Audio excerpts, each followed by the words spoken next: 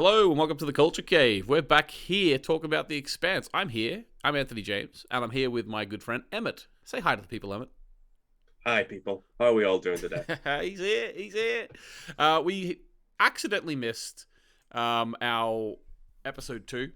We didn't accidentally miss it, to be honest with you. It was at the point where we were all very tired. I was we were all both very, very busy, and it was coming up to Christmas. I think we would have had to record it on the 23rd, which was hectic in my house. I don't know about yours, Emmett. So we decided to push it back a week and do a double chat. So we're going to be talking about both episodes, not necessarily doing 2 and then 3. It might end up that way, but we're going to be sort of putting both episodes throughout. So spoiler warning for episode 3 if you haven't seen it yet. This is not just an episode 2 discussion, okay? Right, Emmett, first of all, what did you think about the Phillips storyline? I want to start here because it seems like the Phillips storyline is becoming one of the most important in the show, because it seemed like he was just going off his rocker a little bit. He's losing trust in his father, but at the very end of episode 3, it seems to his connection with maybe his mother, even James Holden, has saved his and his father's lives. I'm seeing his relationship with his mother as a huge thing this season. What do you think?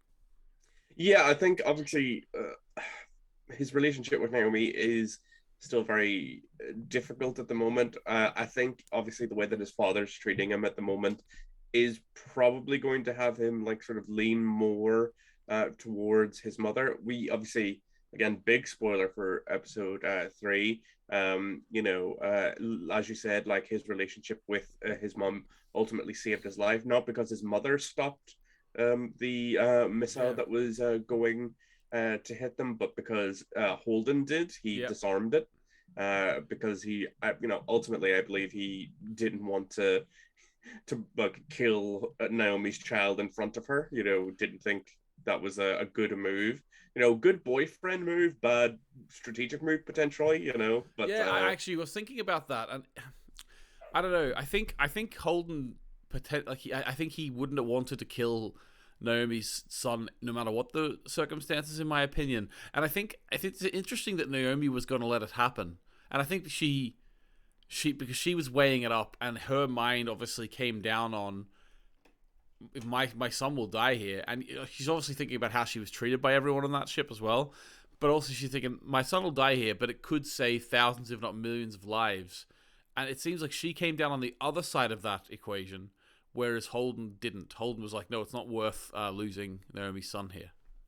yeah, I think Holden was definitely like thinking about her at the time. I think he was probably concerned that if they let this happen, Naomi would never forgive herself or Yeah. them for what they had to do.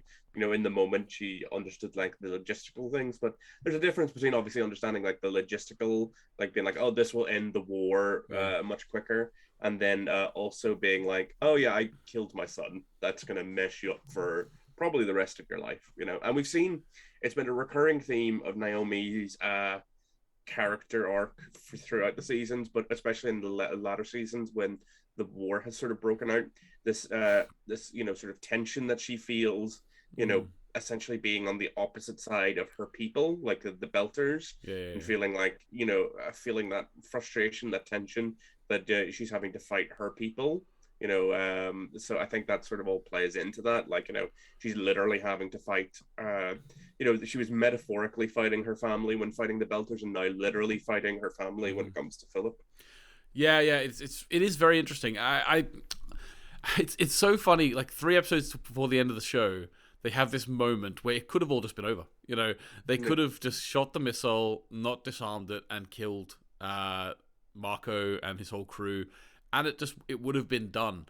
And I find it really interesting now, looking forward, to see what other characters are going to do. Like, what's Avasarala going to think of this? Because obviously they are going to find out. It's logged in the official logs that James Holden disarmed it.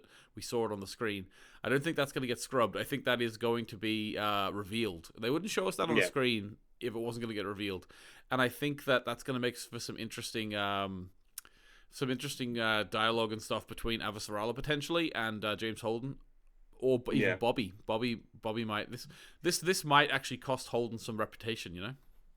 Well, yeah, no, because Bobbie was the one that, like, Holden was trying to hold off Yeah. on firing.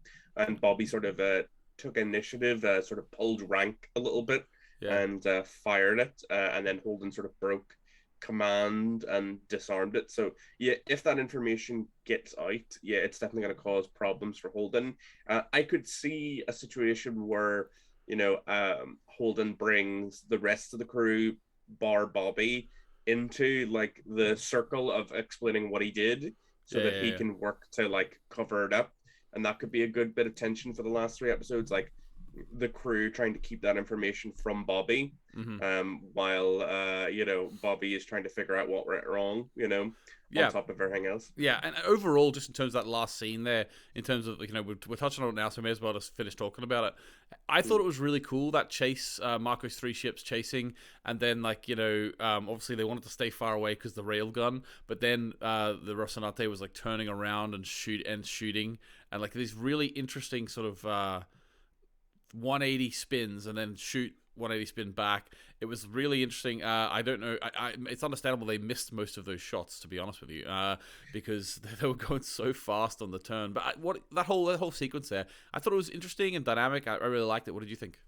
Yeah, but I think the Expanse, one of the big draws of the Expanse from a visual standpoint is like the battles in space have always been quite engaging.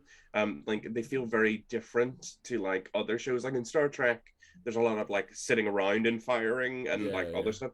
This one, it's always very kinetic. They're always moving. They're always having to do it quite quickly. They're always taking like wild shots and trying to like sync up like sort of rockets and stuff like that. So it's very chaotic. But at Sort the of, I think same a lot of time, like it doesn't feel like Star Wars, and because in yeah, Star Wars everything just feels like kind of like jet fighter yeah. fights. It feels like airplanes. Yeah, the thing I think a lot of sci-fi sort of forgets that you can really play around in 3 dimensions with the fighting, or like in various sort of degrees. You don't have to usually worry about impacting things in the sort of the wilds of space. Yeah, You yeah, can kind of go off in various directions.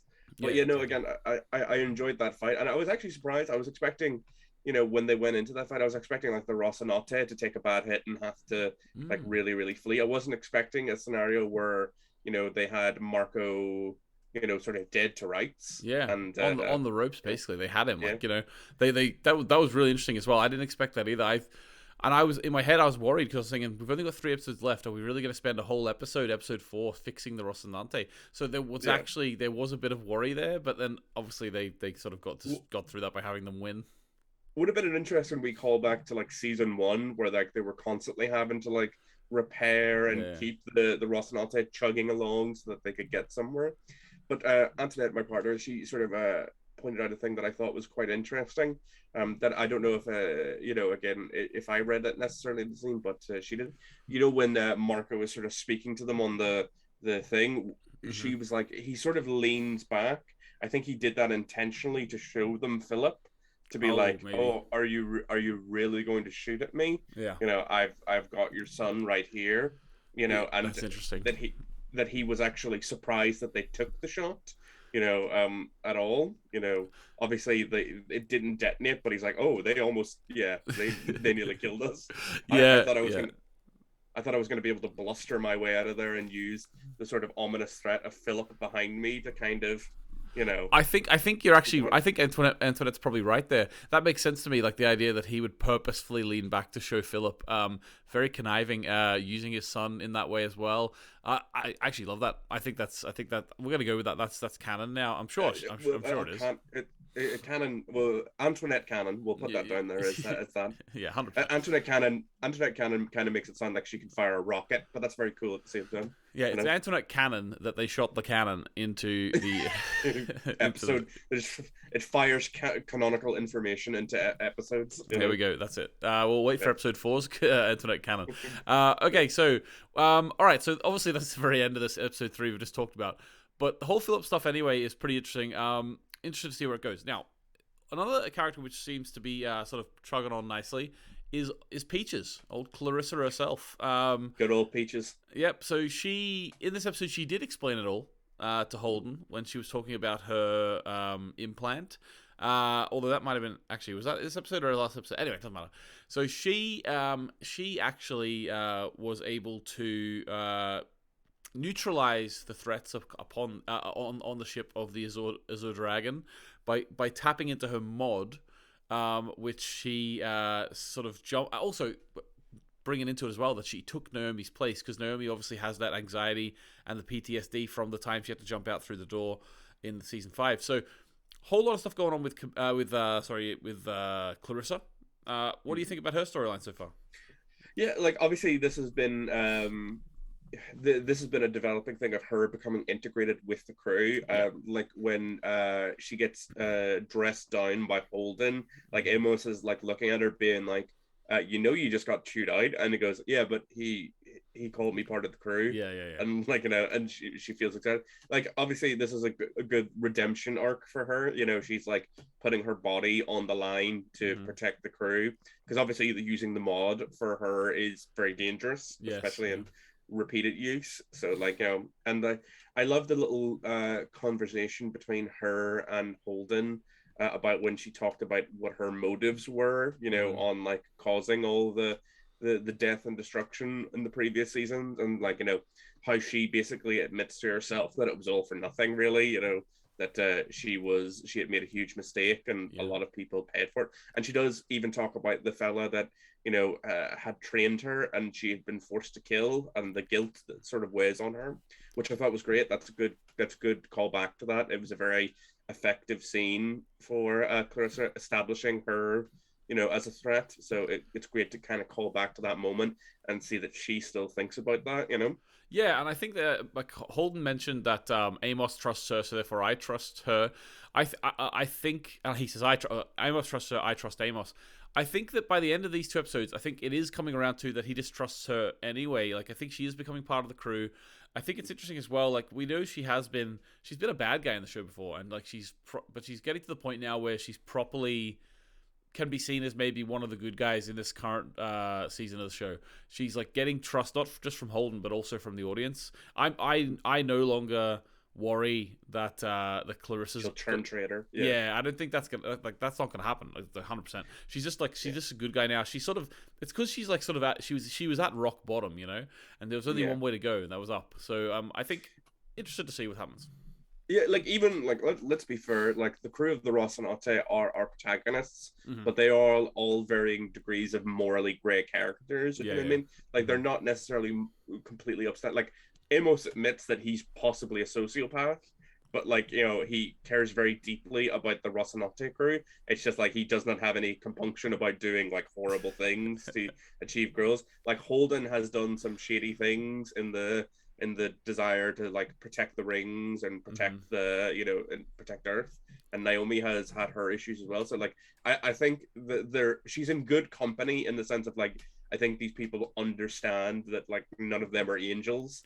And I think her last hurdle with regards to the Rocinante crew will be her and Naomi sort of like finding some equilibrium between them. I think she's the most resistant to Peaches being on the crew. And obviously we've seen that in their tension with Amos, but I think they're getting somewhere now. Yeah, no, I hopefully by the end it's all sort of sorted out. It seems like it will be. I'm just when you were speaking there about Amos admitting he was a sociopath or whatever, and I was like I was laughing there to myself because long-time listeners of this channel will remember before Emmett joined me talking about these, and I was doing like sort of the season reviews of season 1, 2, 3, and 4. I had a theory that Amos was a robot. I thought because of the way he acts, and stuff like that. Yeah. And he was sort of coming to realize that he had no empathy and stuff. And I was like, hang on a minute, Oh. Well, again, he's got the human issue of like no empathy. So I mean, you're not like a million miles off. And in a sci-fi show, I could 100% believe that there would be like a human like robot wandering around. So we'll give past you some credit. You were picking up on the signals. You just jumped to the wrong conclusion. You know? Well, we think so. Maybe there's 3 episodes to go. You never know. So that's he's just gonna last episode. He's gonna get shot. And he's just gonna pull off his face, and he's gonna be a Terminator underneath it. You know? That's what I'm hoping. And like to be honest with you, like no theory is ever dead till it's properly dead. So at the minute, that's still alive. Okay, so. We touched upon it in terms of the mod with Clarissa. Having said that, though, we didn't really talk about at the end of episode 2. It's strange. We've already done the end of episode 3. But let's talk about the end of episode 2. when they complete the what I'm calling the data heist of the Azure Dragon, and it is the rock hopper, which I just love. The world building of the Expanse is so good. I love the explanation of a ship as a rock hopper. You know, a spaceship as it just jumps between the rocks and the belt. I think that's so cool. I love that idea. Now, this rock hopper Azure Dragon has all of the information about all the meteors that they're going to send at Earth, all the rocks. So they successfully got into the ship. I wasn't maybe Bobbie explained her great to have Bobbie back, by the way. Bobbie explained her plan. Maybe I was sleeping. I was so surprised when she jumped out of that ship onto the Azure Dragon. She's like, get me closer, and then jumps on. I must have been sleeping when she was explaining that, because I didn't expect her to do that. No, I quite like. I got the boarding pirate vibe to it, where it's like, oh, they're gonna do the equivalent of jumping from the ropes, you know. And it was good setup, obviously, for Naomi's PTSD to sort of come back, where like she thinks she's gonna be fine, and then as she's about to step out, like cool. You know, obviously the whole sort of world sort of hits her. You know, she is reminded of her near-death experience. You know, which again, very very human, very realistic. In contrast to Bobbie Draper, who just leaps out into the void like it's nothing, you know. It's like if she misses, she could go shooting off into nothingness and, you know, never be seen again. But well, she's got her Mars suit on, so maybe that could have like a tracker in there, so she knows they'll get me. So. I hope so. God, imagine being trapped in that for hours, just like floating in the void. That would be terrifying. Days. Well, depending how much oxygen it has.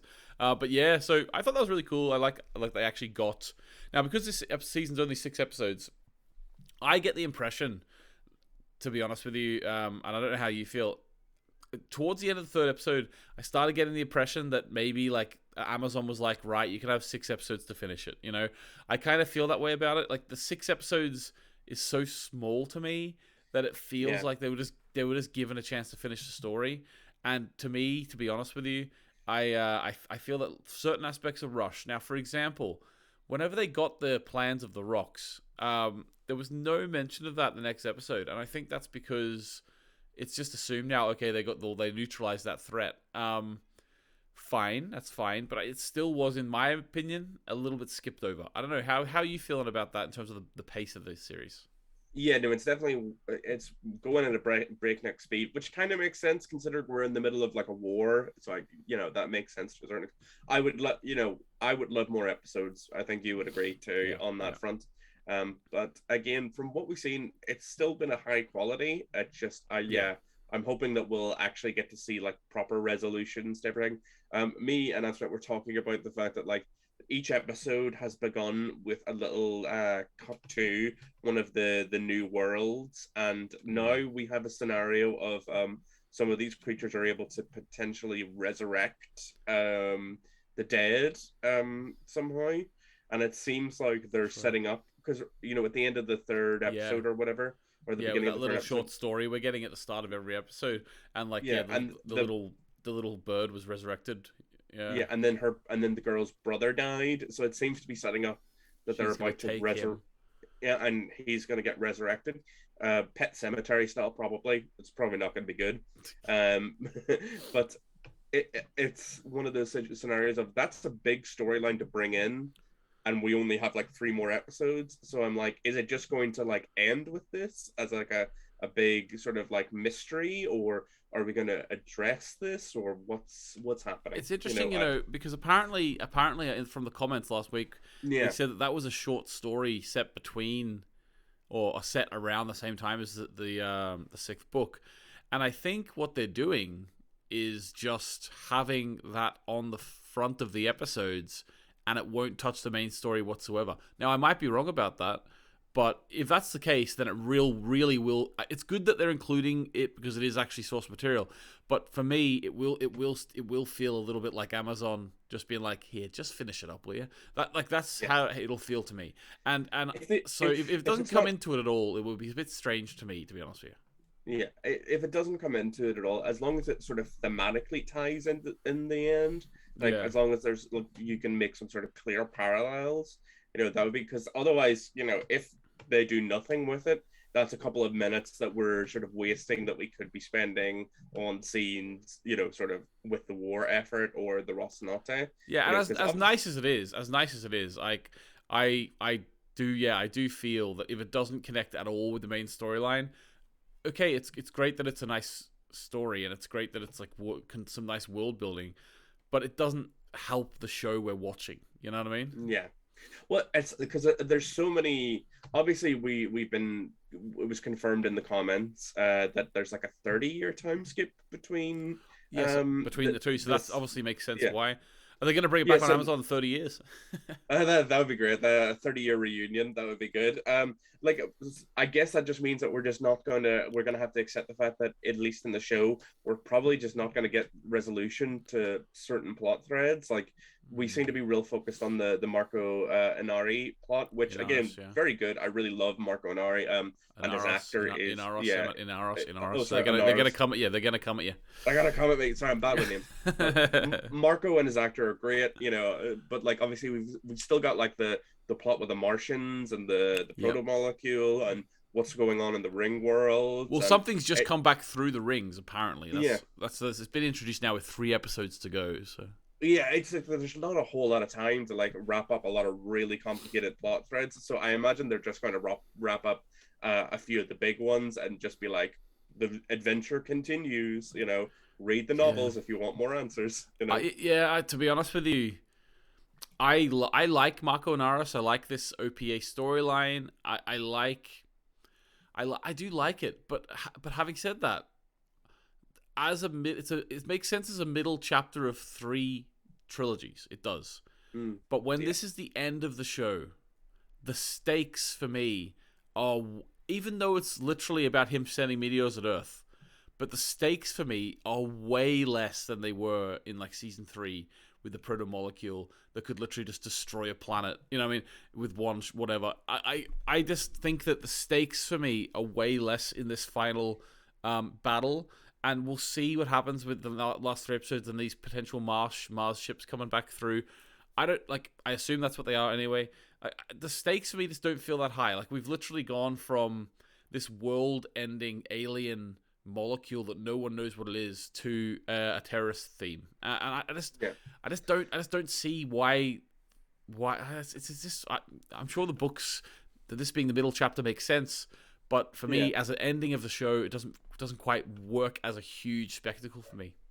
Yeah, well, it's one of those things that the show has often had like 2 main themes or main sort of threats throughout it.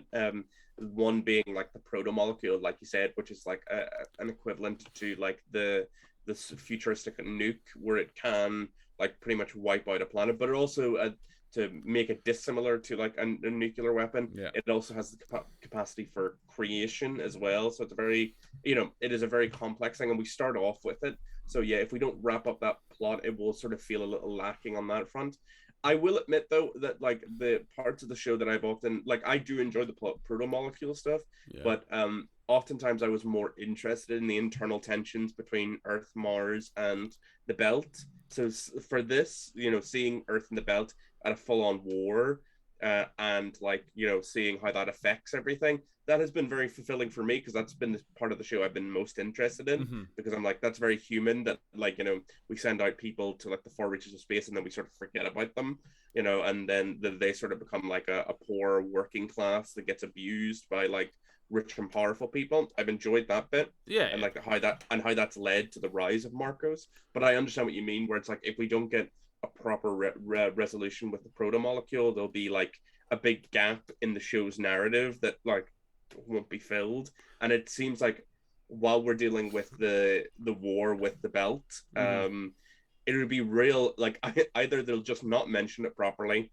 or they'll wrap it up super quickly and it will feel like kind of underwhelming or unsatisfying with the proto molecule plot.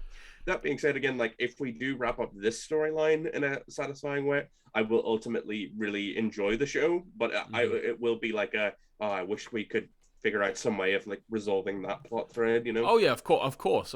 And in the past, like I know Emmett, you haven't seen Game of Thrones, but in the past, I've compared the show to Game of Thrones in a way, in certain ways.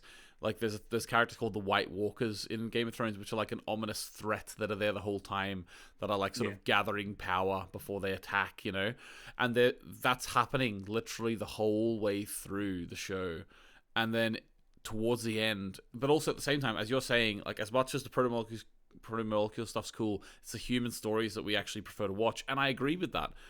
But I'm sensing a similar thing in Game of Thrones. We loved the political intrigue, the different families warring. That was all the thing people came to the show for. And then you had this ominous threat in the background. The problem was that when they dealt with that ominous threat, it was so underwhelming that then when they went back to say, okay, now we'll finish the show just with the political intrigue, it was like some of the tension was gone. And to me, like, I don't think they're not falling on their faces heavily as Game of Thrones did. I'm sure you've heard the memes about season 8 of Game of Thrones, but like nowhere near. I'm still really enjoying this. I think it's still really well written. It's just that I'm fearing that certain threads, as you say, are going to be done away with quickly or forgotten, or you know, the whole question of who made the proto-molecule. If that gets answered in the next 3 episodes, 1, I'll be like, okay, thank God that was answered. If 2, it doesn't, which I don't think it will, I'll be like, well, what are we ending the show here for? Like, what was the point? What was the point of even having another season? You know what I mean? I feel like, you know, ultimately, again, the reason that we're not going to have another season is the 30-year time skip. They can't find a way to make that work, you know, in the show's sort of formatting, which, you know, I understand that's difficult with a book. You can have time skips and like you don't have to worry about actors or casting new characters. You can just sort of put them in there. You know, that's not a concern. So like, like at the same time, I would prefer to have like the overarching theme of like seasons 4 to 6 of this growing Belter sort of rebellion resolved. Because of course.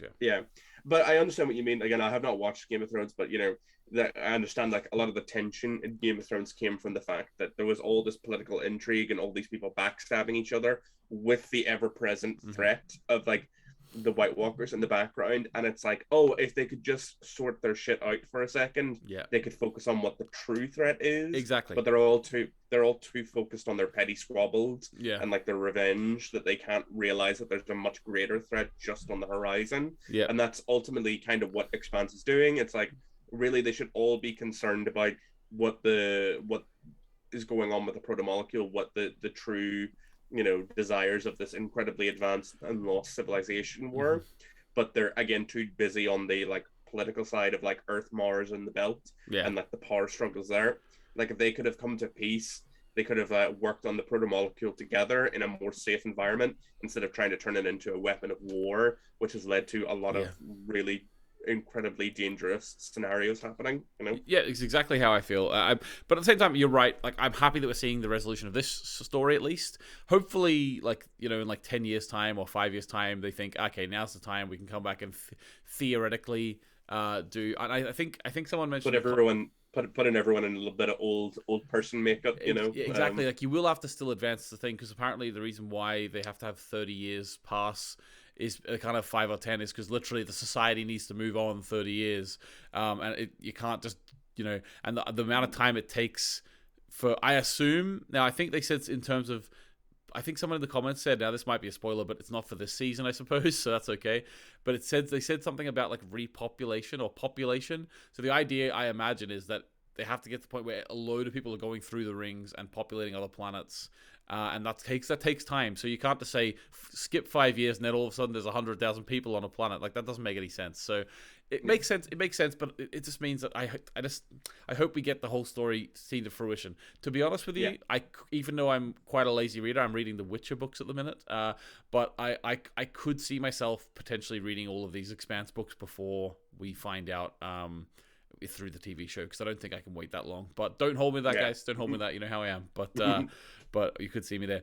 Right, Emmett, there we go. There are 1 or 2 little points we missed out on, guys. So let us know if you want us to have a chat about those sort of particular storylines. We're gonna end the video now, but like stuff like the Kamina stuff, we can, you know, I'm sure there'll be more to talk about in the future about that, because she's sort of just building her power. We'll talk about that in the future. Right, guys, thanks very much for watching. Emmett, any final thoughts?